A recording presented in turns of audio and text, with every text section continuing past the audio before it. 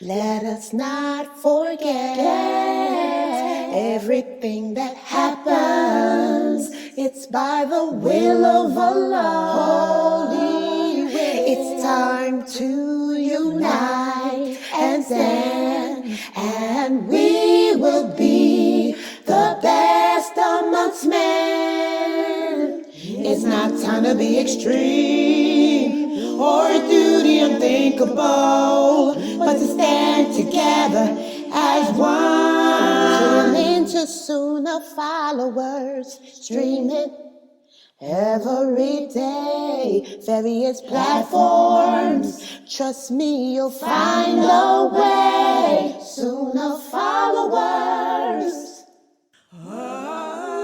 Assalamu alaikum. Please mark your calendars. Starting this Friday, March 1st, we will be replacing the 6 p.m. Eastern Aqidah class, Al-Wala Wal-Bara class, with a special program for the month of Ramadan. Please join Ustadah Laila Nasheeba for the first 7 days of Ramadan with a preparation course. Allow her to walk you every day after that with the fiqh of fasting.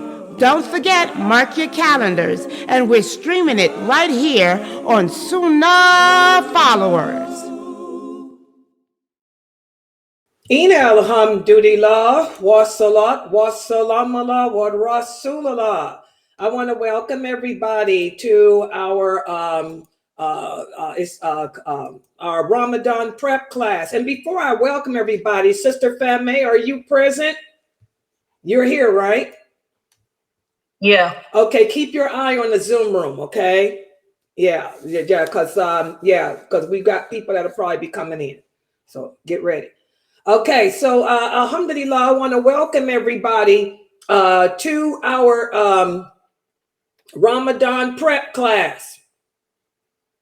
And we've been discussing how to prepare yourself for Ramadan, because Ramadan will inshallah start in a week or so. And again, how does Ramadan start? Who can tell me, how do we determine when Ramadan begins? Do we just calculate it, or what do we have to do to determine if Ramadan is starts or not? Can anyone answer that? The moon has to be sighted. Okay, exactly, guys. The new moon has to be sighted. So it's not about, well, on the calendar, the calendar says March 9th, Ramadan begins. Really? Who cares? You have to look for the moon. We have to look for the new moon. And how do we look for the new moon? Do we look for it in every local city, or what? How do we determine? Because, you know, it's daytime here, but it's nighttime somewhere else. It's 5 o'clock somewhere else. So how do we determine? How do we do that, since we're in different hemispheres? Who can answer that?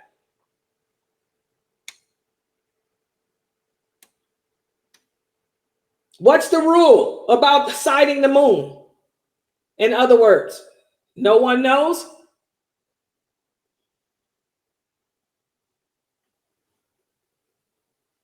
Come on, people, get on the mic. It's nighttime in Chicago, daytime in New York. What's the rule for the moon? You guys forgot? Let me see. What's going on in my Zoom room? Why come nobody's talking? Can y'all use the mic? Oh, God. Let me look and see what's going on in Zoom. Could you repeat the question? I didn't hear it. Oh, so the mic is not messed up. It's just that I got people being numbskulls. Okay, how do we, when it comes to looking for the moon, the simple fact that we are Muslims and we live in different parts of the world, what do? Wait for nighttime here and they wait for nighttime in Malaysia? How do we determine when Ramadan begins?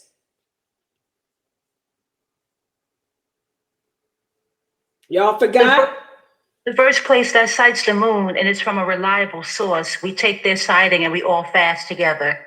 Exactly. It's real simple, guys. Whoever sees the new moon, no matter what part of the world it's in, as long as it's a Muslim and it's a reliable Muslim that doesn't have dirty hands, okay, that's not upon that type of nonsense, we accept their sighting. And who said that? What imam said that? The Prophet sallallahu The Prophet Muhammad sallallahu alaihi wasallam. So do you follow the Prophet Muhammad sallallahu alaihi wasallam? But do you follow some mufti sheikh imam? Y'all, but this is the test. Allah tests Muslims every year at Ramadan to see where your well better is. Well better, my allegiance. When you declare that you believe La ilaha illallah, Muhammad Rasulullah, you are saying that your allegiance is to Allah, to the Prophet Muhammad, and to the religion of Islam and the Muslims here. Well, Allah tests us every year in that allegiance with Ramadan. Are you going to do what the Prophet Muhammad sallallahu alaihi wasallam said, or are you going to listen to some wayward leader, some person other than him? What about this? Even the companions of the Prophet, can they make a ruling that's different from his? Who can answer that? Do the companions of the Prophet sallallahu alaihi wasallam, the originals, do they have the authority to make a decision that contradicts what the Prophet Muhammad said? No, they do not. Exactly, no, they do not. So, and we gave you guys the story behind Ibn Abbas. He was not contradicting the Prophet Muhammad.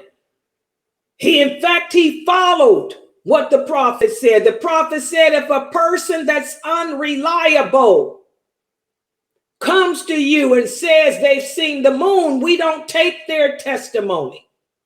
Who was the person that said they saw the moon that year? Muawiyah. But Muawiyah could not be trusted because he had already declared himself as the caliph, the leader over the Muslims. You had him representing Syria. You had Ali. And remember, Ibn Abbas was the companion that the Prophet Muhammad made dua for, asking Allah to give him a deep understanding of this religion. So Ibn Abbas was no fool. He said, I can't play into the hands of this fitna that's going on. We all know as originals that Ali should be the caliph over the Muslims. We all know that Muawiyah does not out-trump him. He said, so if I say that I'm going to accept Muawiyah's word, the people are going to think that I am supporting him as the caliph. He said, so I'm going to do something different. He said, I'm not contradicting what the Prophet said. He said, Muawiyah has dirty hands. He said, I'm going to use my own judgment, and I'm going to do something that we've never done before, but I feel that this is what I have to do. I'm going to go with a local sighting. He said, so for those of us in Medina, we're not going to accept the sighting of Muawiyah, who's in Syria. He said, I'm the governor, and it falls on me. But Allah knows my intentions.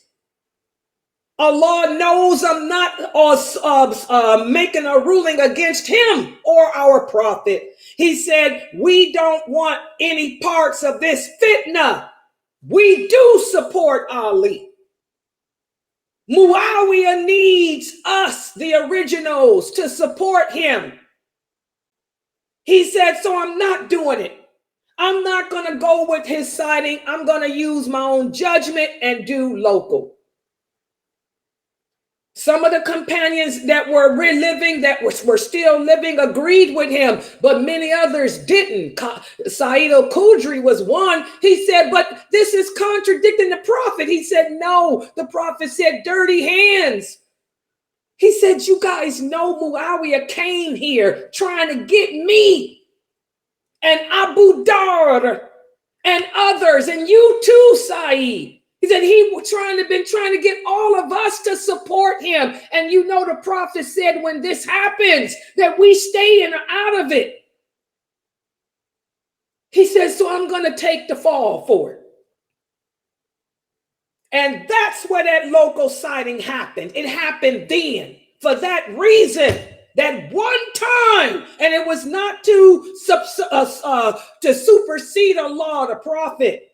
So I'm telling y'all again, I don't know why these brothers, these famous speakers amongst you who y'all worship, who y'all think are scholars and all of that nonsense, why they don't know this hadith, why they don't know the history. I know why, because they never learned it.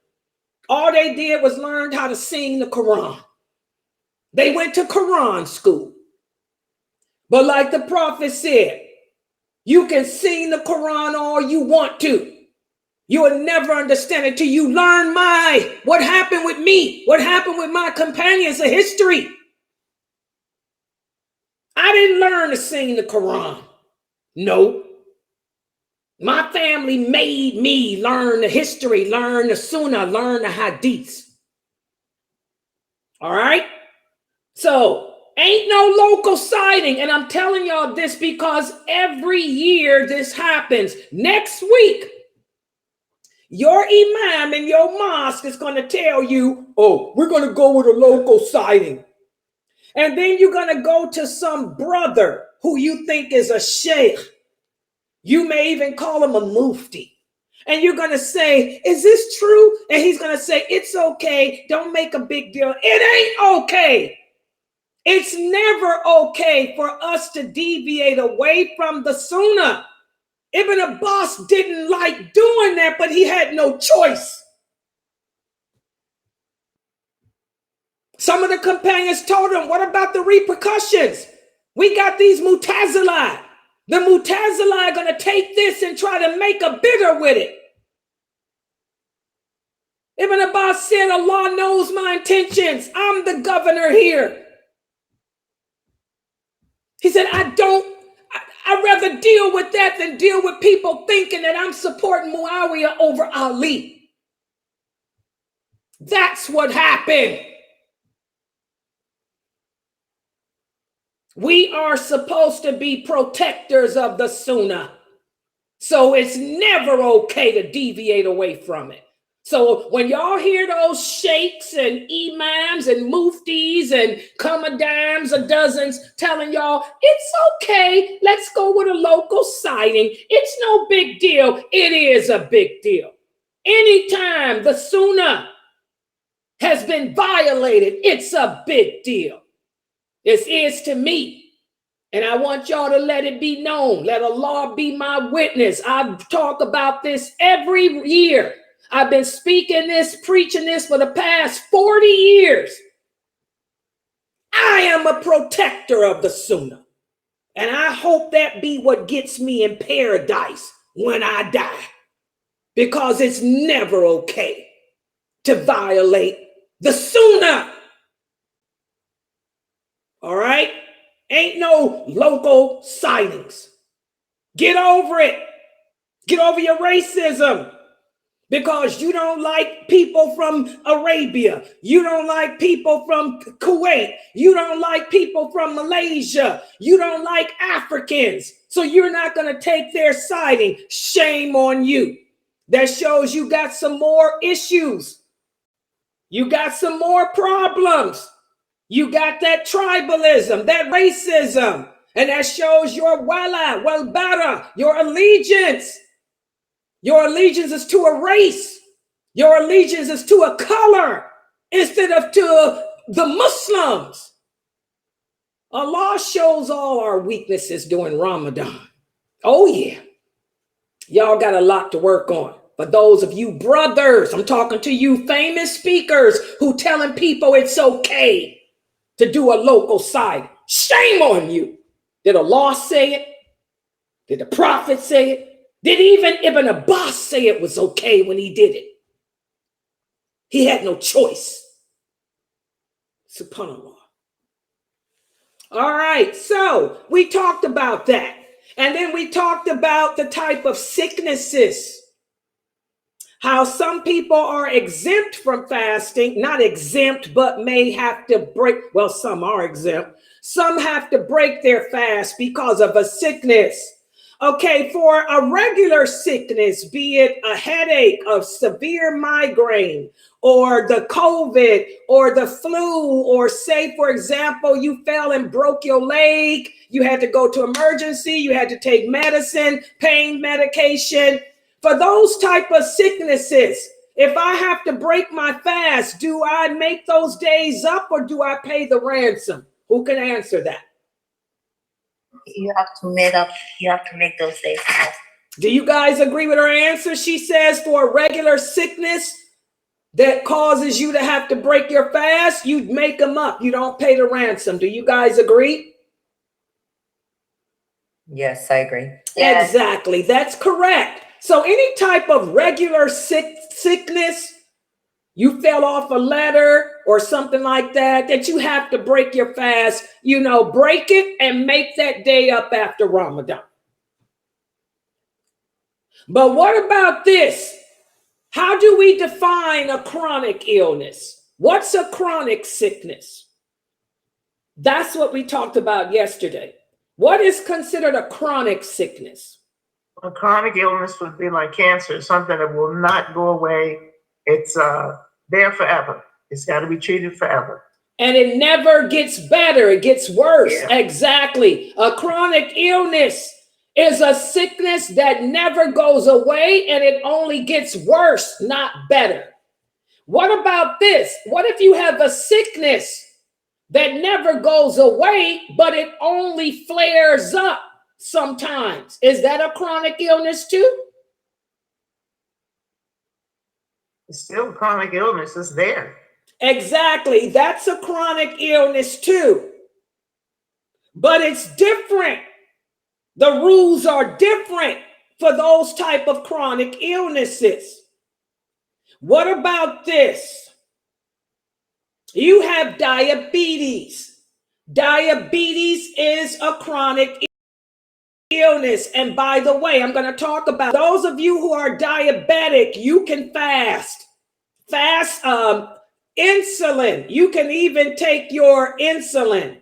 Insulin does not break the fast. So say you have diabetes. Diabetes is a chronic illness. What's the rules in regards to that? Because I done told you, you can fast with diabetes. You know that even if you have to take your insulin, it doesn't break it. So what's the rule with that? Who can tell me the rule for a person with diabetes when it comes to fasting for Ramadan? You take your insulin when you eat your food. Okay, no. I want to know, can you fast? Tell me the rule. And if you can, how does it done? A diabetic can fast. Okay, I need details.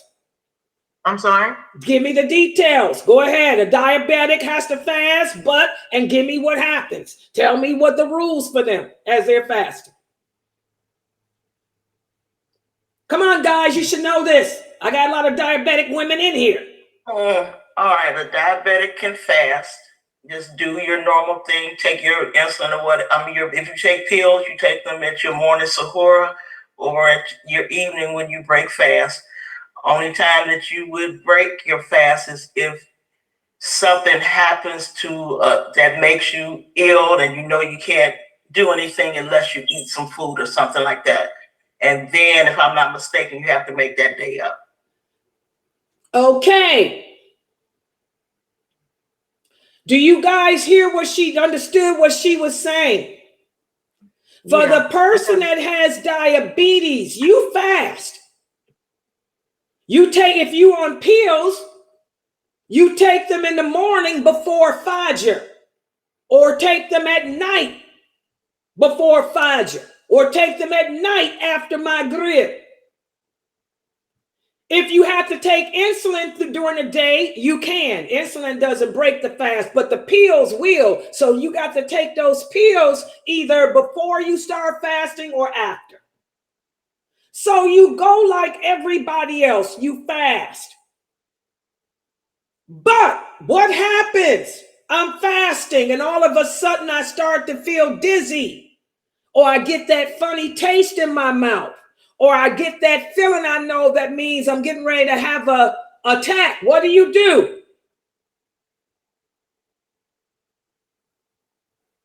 What do? You break the fast. You break the fast. So y'all understand now? I want y'all to explain it like that so people understand. So if a person is diabetic, you fast. You make your intentions to fast and you fast like anybody else. But if you find yourself becoming sick, then break it. Break it. Break it. And does that person have to pay the ransom, or does that person make the day up? That person should pay the ransom. Okay, and by the way, the answer has nothing to do with low risk or risk. Forget all that technical crap. Okay, Fatima? It ain't got nothing to do with low risk, high risk, bad risk, pit. All that stuff is confusing. They ain't got nothing to do with it. Because you don't know what low risk is. You don't know what high risk is. You don't know what a risk is. Because everybody is different. What may be a risk for you ain't no risk for me. I can walk across the roof. It ain't no risk for me. But it might be a risk for you. So take those words out. I'm telling y'all in plain, simple English. If you have diabetes, you go ahead and fast. But if you feel yourself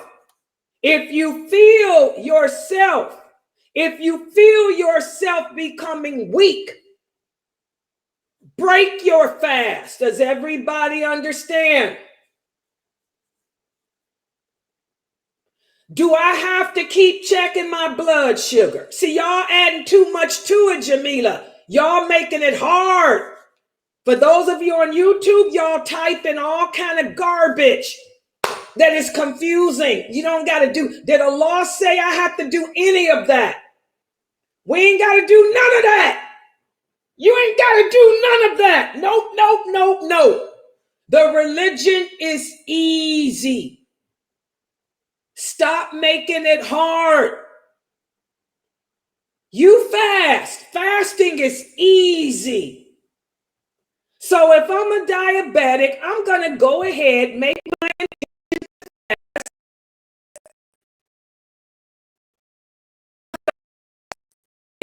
If I have to take my insulin, I can. It's no problem. But for those people who are diabetic, you know when you're starting to get sick. When you feel yourself starting to get sick, break it immediately. You ain't got to take no sugar. You ain't got to take nothing. Just, if you are a true diabetic, you know the warning signs. Am I right, Latifa and Anissa? If you are a true diabetic, you know when you're getting sick, right? Yes. So all that other stuff about taking your blood, you ain't got to do that. This is not Mutazila. This is Laila Nasheeba, the one that makes it simple. All that them other brothers and sisters told y'all, throw it out the window. Because all they do is make it hard. If you are diabetic, you know when you're getting sick. Okay? So you fast. When you feel yourself getting sick, break it. Now the question is this. If I have to break my fast because I'm getting sick, do I have to make that day up or do I pay the ransom? Which answer is correct? You make the day up. Do you guys agree with her? She said you make the day up. Do you guys agree? Yes. I would say pay the ransom. As pay the It's a chronic ransom. illness. Yes. Okay, the correct answer, Latifa and Anissa, and both of y'all are diabetics. You should know better. No, you don't have to make it up. Why is it? Why is it? Why is it that you don't have to make it up if you are diabetic? It's a chronic disease. Because it's a chronic. Exactly, because it's a chronic illness, guys. For people who suffer with chronic illnesses, chronic means it can happen. It's no cure. It gets worse with time. How do you know you can make it up next year? You might be dead. Allah is so merciful. All you do is pay the ransom. Does everybody understand? Yes. Does everybody understand? So for you diabetics, if you have to break your fast, keep a track of it. Write that day down because you would pay the ransom for that day. It can be cooking food for somebody, taking it to the mosque, or you have to feed a needy person. Feed a needy person for that day, or pay the money at the end to the mosque for the needy people. Everybody understand? That's diabetes, and y'all should have known that answer. I got a lot of diabetics here, so keep a track, Tiba. You can't make it up. All right, what about this? You got a different type of chronic illness. Say, for example, let me get one. Say, for example,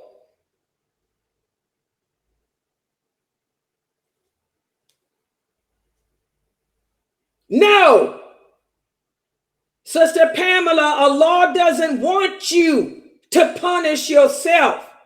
Remember, Allah wants to make life easy for us. How can a person who's dying of a disease make something up? I mean, that's abuse. Why would you abuse yourself? Why would you make that? Shaitan? Shaitan wants you to kill yourself.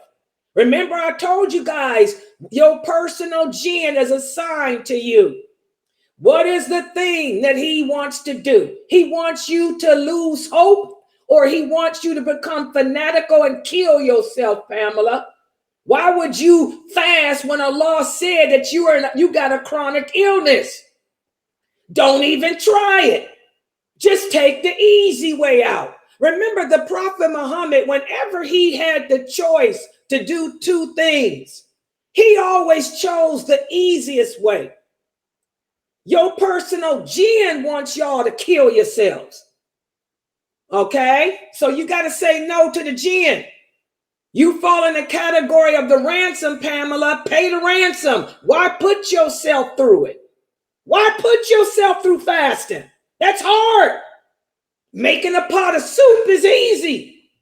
Make a pot of soup and give it to your neighbor who's got 6 children and no husband, who's Muslim.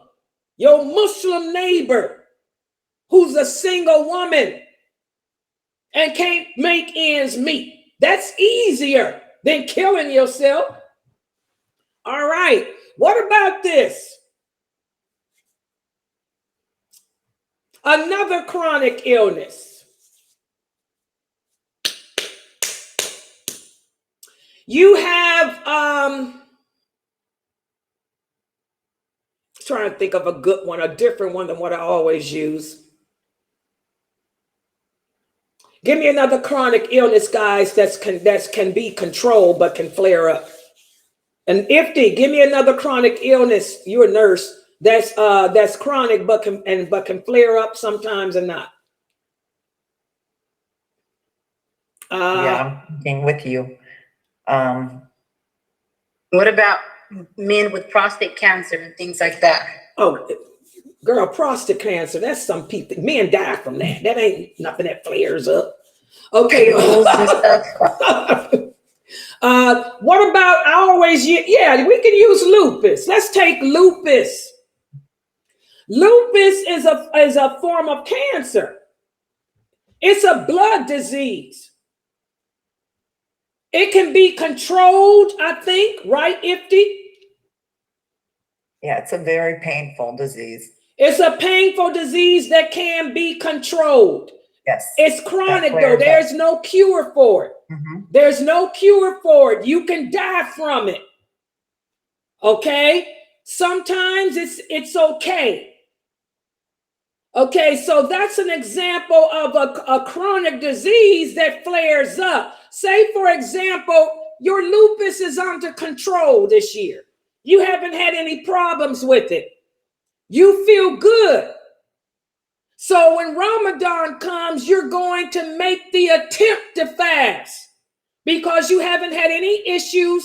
Your doctors told you your lupus is under control. You ain't been in no pain. So I'm going to fast this Ramadan. Okay, you do good. The first week is fine. The second week is fine. But then on the third week, you start to fast and you start feeling that feeling that you get. That feeling comes. Uh-oh, I'm painful. Something's wrong. In that case, you break the fast. You break the fast. Now, does the person continue to fast with lupus? Because when lupus flares up, it flares up for a while, right, Ifti? Yeah, you have to take medications to decrease the flare up and for the pain. Okay. The pain is the main thing. So this is a great one. Okay, so you got your lupus done flared up. What do I do, guys? Do I continue to try to fast the next day, or do I stop fasting completely? You stop fasting completely. Yes, in a case like that, the people with lupus, you stop fasting completely because once it flares up, that's it. You got to get the treatment. Now, does that person pay the ransom? Or does that person fast to make it up? Oh, they pay the ransom. Exactly. That person pays the ransom too. Don't even try to, because again, lupus is like that. Okay? What about arthritis? Does arthritis affect fasting at all? Who doesn't have arthritis? This one has already. The pain, you have to take painkillers for arthritis. It depends. I got arthritis. I got rheumatoid arthritis. Arthritis is not one of those type of diseases, guys. So for you people looking for an excuse to get out of fasting, y'all can't use arthritis. Arthritis is a chronic illness and it flares up. I have it. I have osteorheumatoid arthritis. But that can be adjusted. You can take your pain pills in the morning and take your pain pills at night like I do when it flares up. So arthritis ain't no excuse. You sisters with arthritis, y'all can fast. That ain't no excuse. That's not the kind of chronic illness. Okay? Everybody understand that? What is chronic kidney disease? What does that mean? What is that? Ifti, is that one of them? No, is it? People with kidney disease can fast, can't they? Unless they getting their treatment, right, Ifti? Yeah, that one I don't know. Chronic kidney, I mean, because you can get kidney failure. So that's something you have to stay on top of. Okay, talk to your doctor. For diseases like that, chronic kidney disease, chronic this, y'all talk to your doctor about that. Okay, but most stuff don't fall in that. High blood pressure. Who doesn't have high blood pressure? I got high blood pressure. That ain't got nothing to do with fasting. You can still fast. You take your high blood pressure pills in the morning or in the night. Okay, so high blood pressure, y'all can still fast. It has nothing to do with it because it's controlled. High blood pressure is controlled through your medication. So a lot of people try to use other types of sicknesses. High blood pressure ain't got nothing to do with it. Y'all still fast. Arthritis, you still fast. The kind of chronic illnesses that you not controlled, or the kind that flare up and will take you out if you don't break it. I use the example of GERD. GERD disease. That's a nasty, filthy disease. I got that too. Okay, we still have to make the attempt to fast. But if we feel the GERD coming up, just like the diabetic, you feel the GERD coming on, then you have to break it. It falls in a category of ransom. Okay, just remember all of the chronic illnesses fall in the category of ransom. And for the person here with this name, dehydration, there's no such thing. You still have to fast. Every human being on planet Earth is dehydrated. Did y'all know that? Ask any nurse, any doctor. Most of us are dehydrated all the time.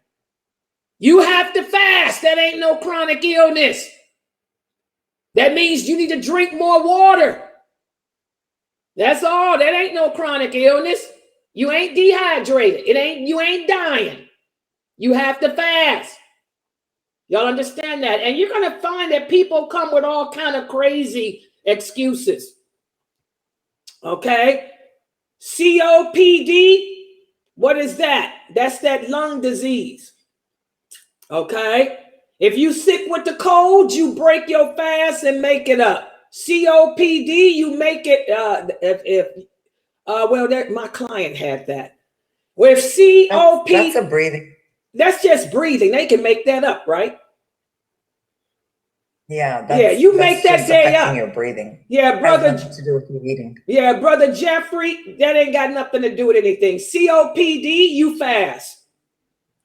If your COPD acts up, you break your fast and make that day up. Yeah, that's not the type of sickness. All right, and just to let everybody know, Dr. Ali is going to do a special on sicknesses and stuff more in detail on Saturday. What about elderly people? How do we define an elderly person in Islam? How do we define an elderly person?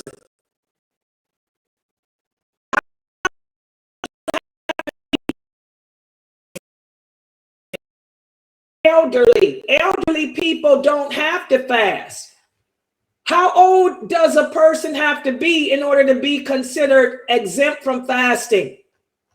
Can anybody answer that? How do we define elderly?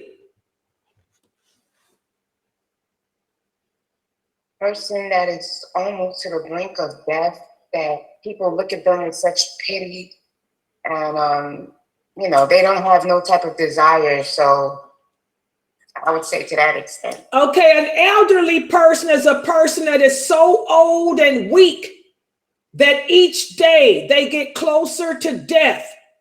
It's a hardship for them to even get out of the bed. It's a hardship for them to even go to the toilet. It's a hardship for them to even walk. That's an elderly person. It's not based on age. Does everybody understand that? It's not based on age. All right? An elderly person is a person that is very close to dying, where even sitting up is hard to do. Do these people have to fast? No. Okay, what do they do instead?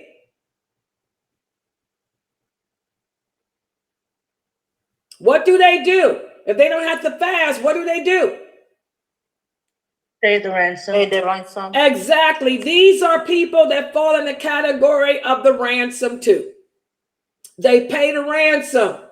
So if you got a relative, your grandmother or great grandmother, or you are working in a nursing home and one of your clients is Muslim, this person can't even get up out the bed. It's hard for him to move. He has a hard time moving. He has a hard time even going to the bathroom. He's elderly. He doesn't have to fast. He pays a ransom. Everybody understand that? What about a person who has dementia? Do these people have to fast at all? They've lost their mind. They have Alzheimer's. They don't even know who they are. Do they have to fast? No. What do they do instead? They have to pay the ransom. They pay the ransom. No, they don't do anything because the pen is lifted for them. Exactly. The pen is lifted. They don't pay ransom or anything. The pen is lifted whenever we are not in our mental capabilities. Everybody understand that? Okay, so that's the basics, and I'm going to go over that stuff again by Ramadan. Those Muslims who are weak in their faith, for those of you who are weak in your belief system, you're looking for reasons to get out of fasting now. That's a sign that you need to work on your aqidah, because in the month of Ramadan, you should look forward to fasting, not look for any excuse. Because very few people are falling in the category of not being able. Fasting is easy. Allah made it easy for us. It's not meant to be a hardship, especially this year when the sun sets so early. It's not like you're fasting in the summertime. You know, we're fasting to what, 7:30? By 7:30 in the evening, you're ready to break it. Okay, and the person here, you know, going to Saudi Arabia, I'm sorry, that's all in your mental mind. Ain't nothing wrong with you. That ain't nothing but your personal jinn telling you to be weak in your faith, because ain't nothing wrong with you. You ain't no different than any other human being that Allah created. And if the doctors told you they can't find nothing, then what does Allah say? Allah says if the doctors can't find it, then who is it? Allah says it's shaitan. So that means you have to work on your iman and tell your jinn, train your jinn to stop playing with you, because there's no reason. Yeah, the jinn can make you think all kind of things, but that's a different topic. And that's for people who are weaker in their mind, and we'll deal with that some other time. But for the rest of the people who are strong, those of you who have been coming to my classes, your fitra has been awakened. For those of you whose fitra is awakened, it should be thriving. It should be jumping and right now, because it knows the best month of the year is about to happen. The best month of the year, the most rewards that Allah gives is during that 1 month. He's more forgiving during that 1 month. So your fitra is just beaming right now, waiting on Ramadan. But your jinn, he angry. Your jinn trying to get you to come up with excuses and reasons. Fight him. So now today I'm going to speak about the condition. The one condition for your fast to be accepted. And let me put that up on the screen. Let's put the PowerPoint up. And I want all the kids that are listening, the Sunnah follower kids, I want you all to take notes.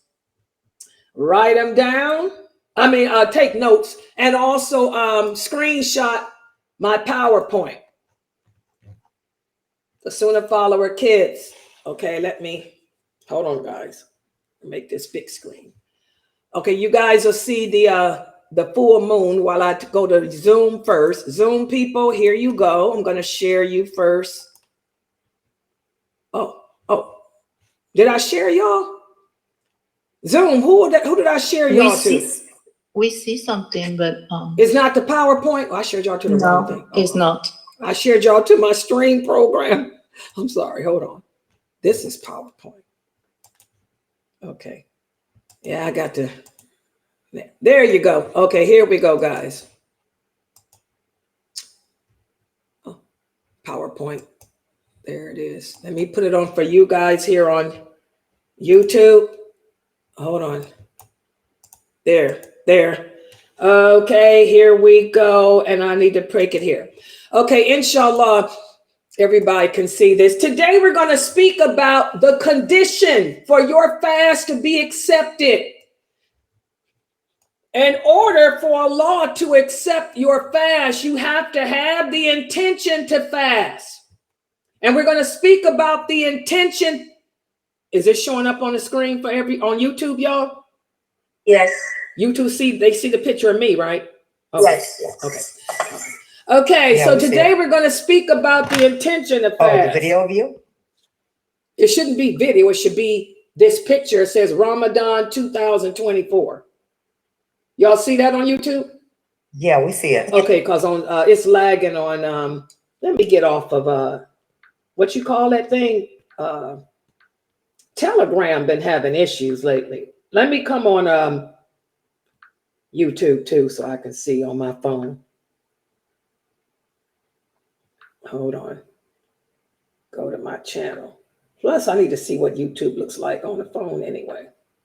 Oh, look at it on the phone. Oh, wow. Oh, okay. I can make it big screen on the phone too. All right, there it is. All right. So today we're going to speak about the intentions. Now, in order for your fast to be accepted, you have to have the intention. And there's certain rules about it.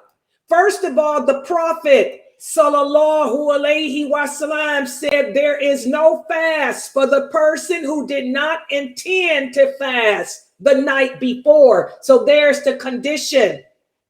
You have to have the intention to fast the night before. You cannot make it after Fajr. The night begins at Isha. Isha is an Arabic word that means night. The night does not begin at Maghrib. You'll hear a lot of these famous brothers tell you that Maghrib begins night. No, Maghrib is an Arabic word. What does it mean? What's the fusha? It means sunset.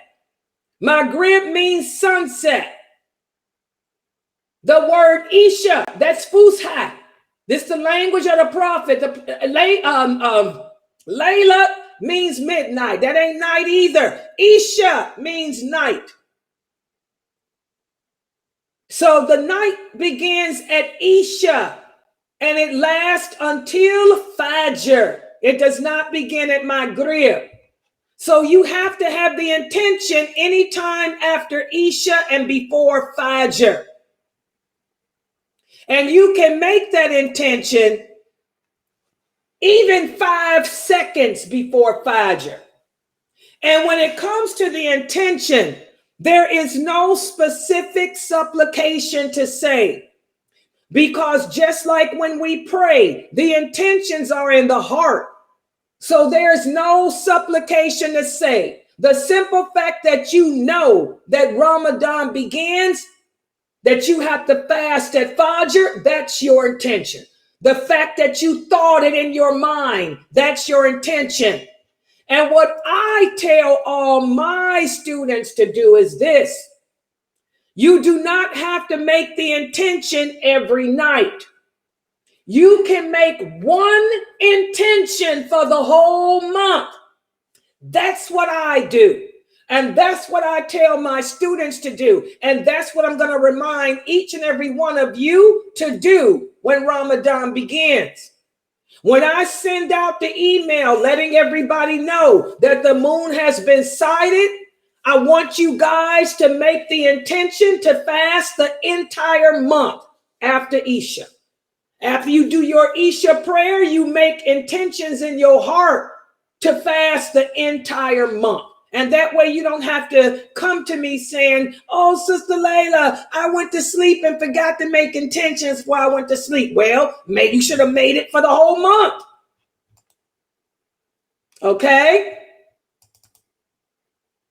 However, if you are making your intentions for the whole month, there's one thing you have to remember as a woman.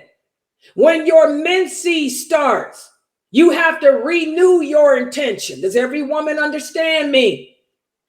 So when you make your intention to fast the whole month, if you have to break that intention because of your menses, then when your menses ends, you have to renew it. How do you renew it? You just intend to fast the rest of the month. Or if you a brother, say you have to travel, you have to go out of town for your job, then you renew your intention when you go back to fasting again. Okay, but I encourage all Muslims so you don't end up caught up by your personal jinn. He'll make you go to sleep and you wake up, oh, I didn't have intention, so I got to make this day up. Because without the intention, you have to make that day up. So just make one intention for the whole month and renew it if you have to. And this is what makes Ramadan different than a voluntary fast. Because with a voluntary fast, you can make the intention in the daytime as long as you haven't eaten. And that's based on that hadith, whereas the prophet came to the Aisha's house in the morning and he asked, did she have anything to eat? And she said, no. He said, well, I'm just going to go ahead and fast since he hadn't eaten anything since Fajr. So you can do that with a voluntary fast, but you cannot do that with Ramadan. Okay? What about this? You find out. Yeah, I saw that. I have to keep my eye open on this stuff, guys. That's why I had to log in on my phone. There it is. Okay. Oh, let me go back to. So the sunnah is to break the fast as soon as possible. This is what I was showing you guys. The Prophet sallallahu alaihi wasallam would not pray Maghrib until he broke his fast, even if it was with a sip of water. And if you cannot find something to eat to break your fast with, then just have the intention in your heart. You don't have to go around sucking your thumb like a lot of silly people do. And also make sure that you know the correct time. Don't depend on children or people like that trying to tell you. Let me put that slide back so y'all can see. Beware of relying on the word of children or untrustworthy people. And also be aware of the time difference in the different cities and villages. Again, we break the fast when the Adhan for Maghrib has been pronounced. That's why I tell you guys, get in touch with your local masjid and see what time they call the Adhan, because that's when we break it. And also, remember when Fajr, when the Adhan for Fajr is called, that's when we stop eating. So you can eat and drink all night long, but you have to stop when that Adhan for Fajr is called. And all this stuff about stopping early, that's not true. So don't listen to people who tell you that type of thing, that you should stop early, you know, stop eating early and all of that, because that's not from the Sunnah. Okay, let me put my screen back. That's it for the PowerPoint. Yeah, I did that yesterday. And I tell you, this is Ramadan. We go through this every Ramadan. Okay, so those are the things I want you to know about the intention. And I'm going to go over this with you guys again when Ramadan begins. You know, we're going to make our intention for the entire month. When I send out that email letting you guys know that the moon has been seen in some part of the world, that's when we're going to make our intention to fast in our heart for the whole month, not just for the next day, for the entire month. And you don't have to renew that intention unless your menses starts. When your period comes, I'm going to remind you, sisters, that when your menses comes, you renew the intention. Or if your husbands have to go out of town, I'm going to remind you to let your husbands know, that they have to renew that intention, when they come back and start fasting again. Okay? Nighttime begins at Isha, not Maghrib. Again, nighttime begins with Isha, not Maghrib. Isha means night. Maghrib means sunset. Common sense, you would think. Okay? So you can make that intention anytime after Isha, before Fajr. Any questions?